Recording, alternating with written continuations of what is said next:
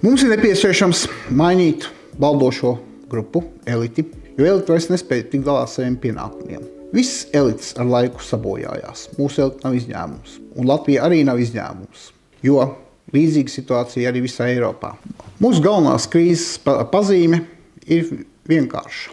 Esošā elite, valdošā birokrātija, kas kādreiz veica pozitīvu darbu, samazināja atšķirības starp bagātākajiem un nabadzīgākiem iedzīvotājiem, šobrīd ir izaugusi līdz tādam līmenim, kad pati kļūst par problēmu.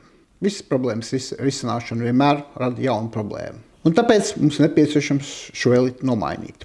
Tieši tā arī ir revolūcija. Lai elitu nomainītu, ir nepieciešams atrast resursu, kas nāks tās vietā. Šobrīd galvenā pretruna visā Eiropā un ne tikai Latvijā ir starp tiem, kas budžetu pilda, un starp tiem, kas budžetu tērē.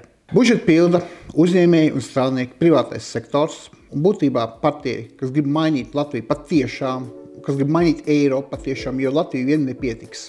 Ja mēs vien paši gribēsim mainīties, tad mums to vienkārši neļaus. Ir nepieciešams izveidot uzņēmēju un strādnieku budžetu pildītāju kopīgu fronti, lai nomainītu valdošo kārtību. To var izdarīt tikai un vienīgi demokrātiski. Ir jautājums, ka bieži mums piesauc, ka mums ir demokrātiska iekārta. Nē, mums nav demokrātiska iekārta.